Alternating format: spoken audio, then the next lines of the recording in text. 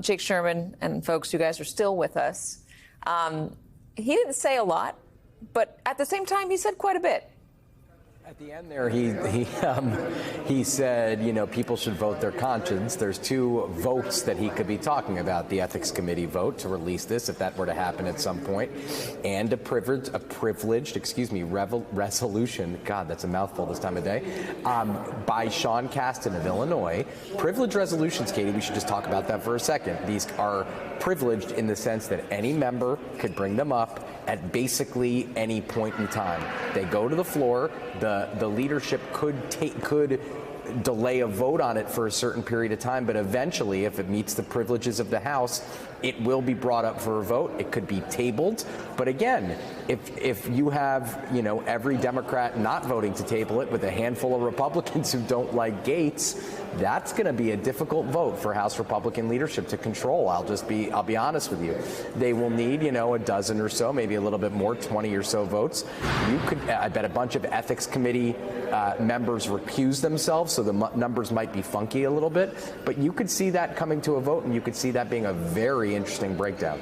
Julie Sirkin, you have a little bit more information for us on when they might meet next? Yeah, just a little bit, Katie, because in that scrum that I'm sure you and the viewers saw of Chairman Michael Guest running out of this building, my colleagues Kyle Stewart and Scott Wong were actually able to catch up with him. And he did say, again, no agreement in there.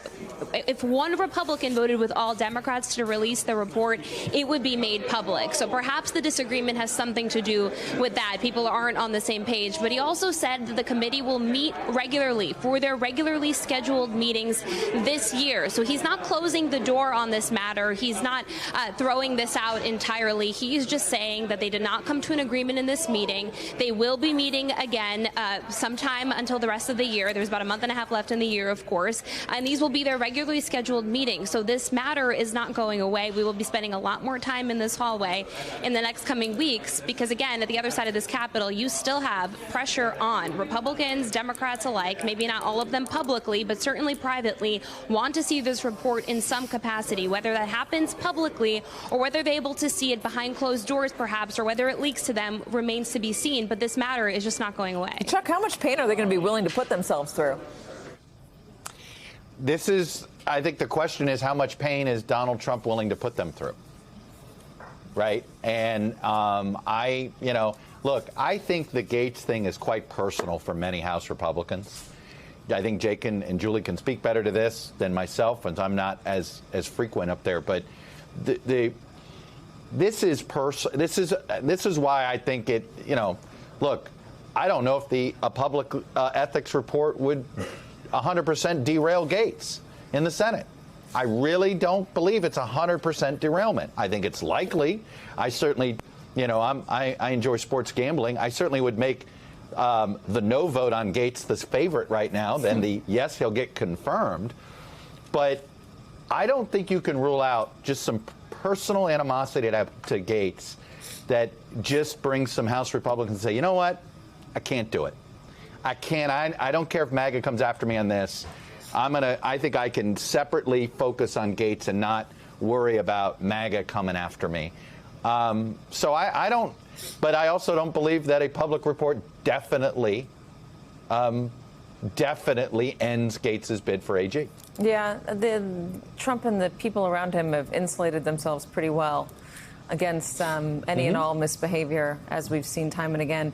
Vaughn, I'm curious, do we have any indication, any knowledge about what exactly Gaetz said to the president-elect to get this role, to get this, at some point it'll be official, nomination?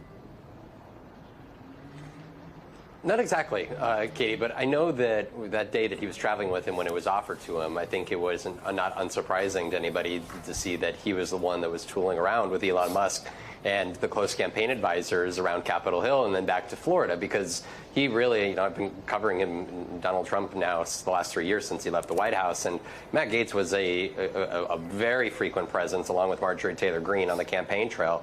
To Chuck's point, there is, to the point that when Matt Gaetz was pushing the motion to vacate and boot Kevin McCarthy out, right, there was at one point and one vote in which it was Matt Gaetz that voted and put up up Donald Trump's own name to be Speaker of the House. And so I think that at this point in time, I think that for Donald Trump, clearly, right, Matt Whitaker was up for consideration to be the Attorney General, got the NATO ambassador position here. But there was, I think, questions around some of these other names, right? Eric Schmidt didn't want to take the job that ultimately would be able to fulfill wholly. And when you look at those names that were out there, I just have a hard time coming up with anybody else that would be 100% that we would all have confidence would fulfill exactly what Donald Trump's desires were, other than Matt Gaetz.